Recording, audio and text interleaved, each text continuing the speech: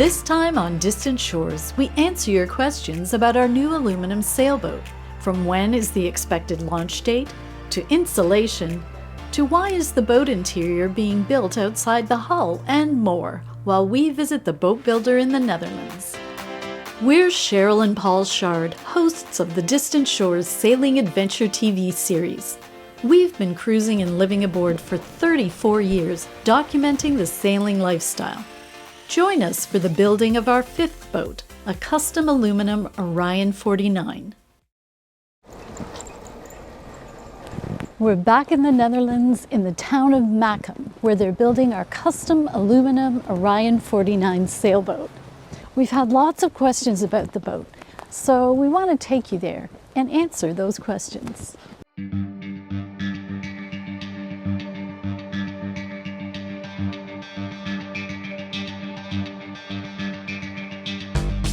So welcome back to Distant Shores. We're very excited to be actually sitting on the boat.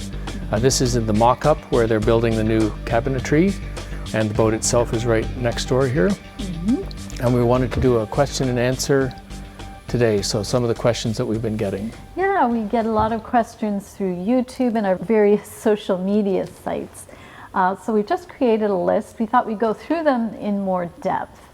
And I think the most popular question of all, when is launch? Yes, that's our most popular question too. We don't know the answer to that, except that the builders are still talking about February, but now they're kind of talking about the end of February would be a good time to think. But we're definitely getting much closer to the date. Yes. Than the changes are happening to the pushing it out a little bit. Yes, and we're hull number 1, and they're trying a new method with this mock-up of the hull that they had been building the cabinetry in, which is a whole new idea and is going very well, I have to say. We're very excited to see that the forward cabin has mostly moved from the mock-up here in the wood shop over into the hull. So that goes to one of our questions we got here. What is this mock-up business and why do you call it a mock-up? Maybe you could explain that. I will explain, or endeavor to explain. So basically the concept is to build the boat efficiently. They want to be able to work building the interior cabinetry, which is all custom made. Normally in a traditional building setup, you'd build a hull and then start fitting the cabinetry to what the hull works out as. In this case, we know, because it's all digitally cut, we know exactly where the hull is, and this is like one of the aluminum beams across the cabin roof. So this is a mock-up of the boat where all the aluminum has been recreated in this particle board and set up in the shop here. So now they can fit all the cabinetry in here, and when they're built, they'll take them inside its units and they move inside the hull. Now, what's the advantage of that? Why not just put it in the hull now? Yeah, well, the building now would mean that all the craftsmen would have to go in the hull all the time to fit every piece of wood that needed to be fit in. They would be going down there all the time, walking away from their tools and climbing down the ladder and getting into the hull and trying to fit it in place, which would mean you'd have to wait until all the interior work was done on the wiring and the engine systems and everything before you could start on that. So really it takes two jobs that would normally be done and lined up and done first in sequence, and now you're going to just be able to sort of overlap them by quite a number of months. So it probably saves almost 6 months. Right, so rather than having to wait for all the work to be finished on the hull, including the spray insulation, wiring, cabling, plumbing, it can be going on in tandem. And so that will make the build process much more efficient in times to come. And now, and it's been very nice for us to come while the cabinetry is in progress, because there's been a few things that once we're standing in the space and trying it out, we've wanted a few changes made, and it's much easier for the carpenters to do it here in the mock-up rather than having to move things in and out of the hull all the time. So that's another advantage for customization. And what about insulation? We had a number of questions on that. First of all, is it insulated? Are aluminum boats noisy? Are they cold? Is there condensation? And all of that is related to the one thing, the insulation. Exactly. So the idea is that aluminum boats conduct heat a lot more than fiberglass would. So with fiberglass, you can get away without insulating a hull, although it's probably a lot better if you have one. We've always had an insulated hull. You can get away without it. With aluminum, you do need to insulate it because it transmits the heat so well that cold would come right in and it would sweat, and then there'd be moisture running down the hull and everything. So here the idea is that you're going to finish the hull and then spray a foam layer a number of centimeters thick over the interior of the boat. It reduces the sound conduction. It keeps the boat cooler in the summer when the sun is beating on the outside of the boat, and warmer in the winter when you're heating the inside of the boat with a heater. So it basically is better all round. And the whole boat has been foam sprayed inside. That first of all, the bulkheads were put in, everything was made out of aluminum.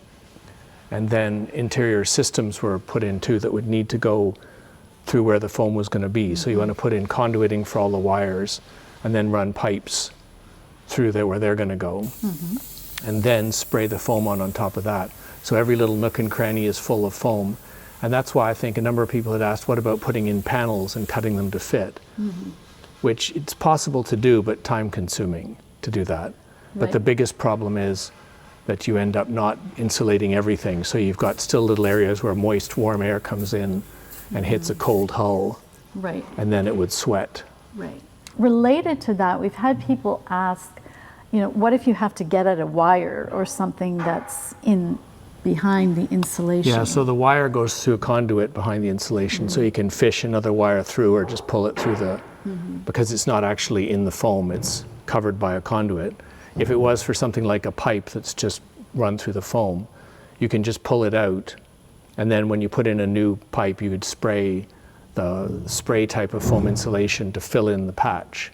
So you can chip away at the foam and replace it easily with just like a spray can, a hand spray can. Yeah, the ones you use for your house, it works the same way. So it's closed cell but single part foam, whereas the foam that's in here now is two-part foam that they've installed with a process where you got a big suit on and you're installing the foam. So there you go. Another question related to insulation, especially the spray insulation, I think in particular, was wouldn't it crack with the flexing and moving of the boat? And we did ask about that.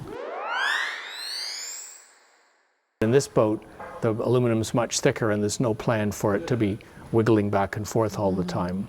And at any rate, the foam is quite sturdy and will absorb some motion in it anyway. So if there is occasional vibrations in some corner, it's not going to pull itself apart. Yeah, the foam is quite, it's got a bit of give in it, doesn't it? It's not rock solid. So. Next question? Yeah, okay. The next is about the electric hybrid drive. What if the electric drive fails? How far will the electric drive propel the boat on a full charge? What is hybrid regen? And how much will the regen mode produce? Oh boy, okay, there's a whole pile of... Quite a bit there. First of all, there's two kinds of hybrid, and we made a video on them about serial hybrids or parallel hybrid. The basic concept is... Sorry?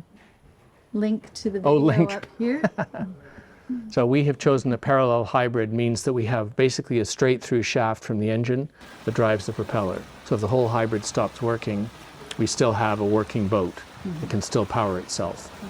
Then alternatively, if you don't want to use the engine, you can use battery power to spin the hybrid electric motor, which is through a belt turning the propeller shaft and the propeller. And that's why it's called a hybrid. So let me see. We have about 30 kilowatts of battery energy in the battery bank, and that's ready to spin the hybrid drive for probably, we could go 15 or 20 miles, maybe 25 miles if you go really slow.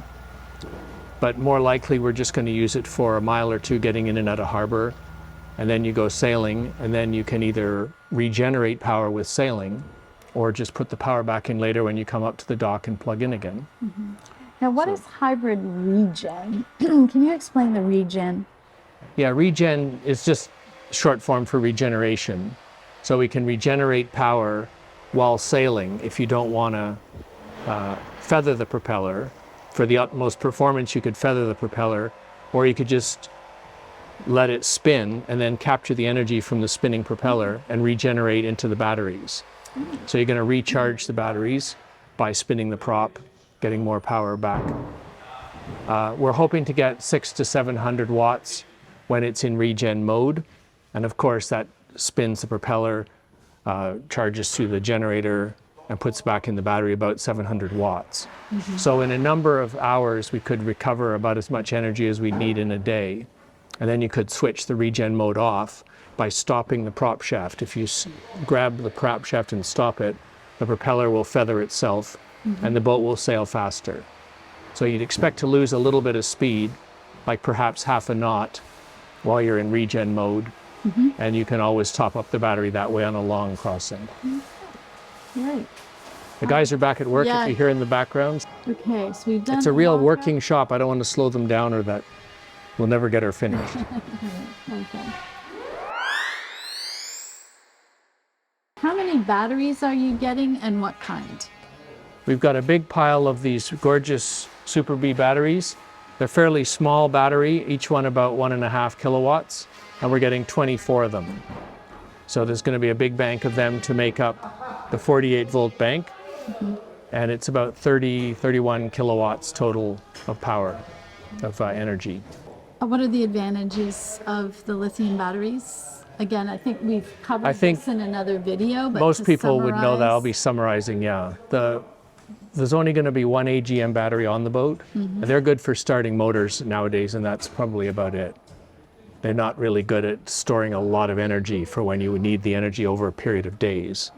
So you want to have lithium iron batteries are the standard that everyone's using in boats these days.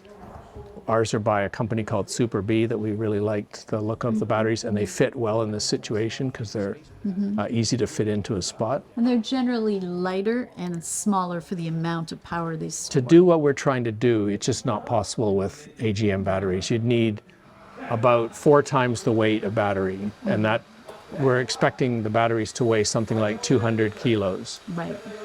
So we'd be talking like 800 kilos of batteries, and they wouldn't last very long anyway. Slow to charge up, there's everything wrong with it. Because we're going as much electric as we can, we now have an Yeah. electric oven and stove, and that is a big power draw compared to if we just had our normal propane. Yeah. And of course, there's a lot of other things on this boat. So related to that, where's the power going to come from? We had a lot of people asking what kind of solar Yeah. installation we have. Yeah. So with this boat, we decided the best place for the solar is to be on an arch astern. So we've drawn an arch that can also handle the dinghy davits. Yeah. I think we're talking about 800 watts of solar. They're about 400 each panel. So 800 watts total of solar power.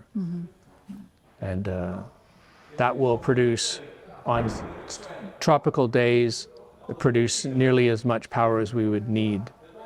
Altogether, we're looking at around 7 or 8 kilowatt hours of energy use per day, which we could get 60% from solar, and then turn on regeneration for 3 hours spinning the propeller to generate the other 40%. Certainly while it's running, and about half the total power use for the day, or even more than that. Of course, if it's a cloudy day or we go fully north or whatever, then we'll need more power. Right. So we have lots of backup with the hybrid regen. And Yeah, the regen would provide a bunch more power. So for on ocean crossings, we should be all of our needs provided for by the boat, sailing along. yes. That comes to our final question. Where are we going with this new boat once she's in the water? Where are we going? Well, we're really concentrating on right now getting her in the water to do some test sails, and that'll be coming up in hopefully just a couple months now. Yeah, and we'll be doing that along the coast of Holland, probably Yeah. going over to the UK, possibly up to Oslo in Norway, which is what, a 2-day overnight passage. And because there's always lots of things that need adjustment after a new boat goes in the water. And this is our 5th boat, so we're very familiar with that process. So we're planning to stay close for the first couple of months. And then the big plan We for want the to go. summer. We want to go north in Norway to Lofoten Islands, which we had wanted to do years ago. We never made it. Yeah. This time we're going to get there. Yes. And it's a gorgeous looking part of Norway from everything we've seen from other people's videos. The Delos team went to Svalbard also. With We're looking 59 forward to going to there also as our as a pinnacle of next summer's achievements, to get so far north that you're closer to the North Pole than you are to the Arctic Circle. You're so far inside the Arctic Circle that you're closer to the North Pole. Right. So that's the goal. But Lofoten Islands, we've always wanted to go there, and we admired the sailing Uma, Dan and Kika's journey up there. Yeah, very And inspiring. very inspired by that. Yeah, and informative. Yeah. So, we shot, 2 episodes for the Distant Shores Sailing TV series, which is, it's a sailing Norway, that program. was on On Norway. We took Distant Shores to there. And all the past episodes from the television series are available as downloads through the distantshores.ca website, and also on DVD if you want to give a gift for the holidays. It's always a good one. But yeah, so if you're interested in seeing what we've done in Norway already, we've cruised in the fjords on the west coast. Just loved it. Yeah, We're it's getting beautiful. up to, as Paul said, Lofoten, and then all the way to Svalbard is the plan. And then probably after that, we'll head down to the Mediterranean and then back to the Caribbean, another transatlantic. That will be our 10th transatlantic crossing. And on back to Panama and the Panama Canal. Attempt number 2 at getting into the Pacific Islands. Yes, we had just got through the Panama Canal, as you may have seen in some of our YouTube episodes, when the pandemic hit. So we just kissed the Pacific and then had to go back through the canal. So we're getting pretty good at the Panama Canal now. This will be the 3rd trip. So. But in summary, a first question and the biggest question everyone has asked us, and thanks for tuning in for this, is when will we be launching? Currently we're looking at the end of February, and we will update you as soon as we get information. And come along on the journey. Thanks for following along on Distant Shores. Stay tuned, more videos and updates coming.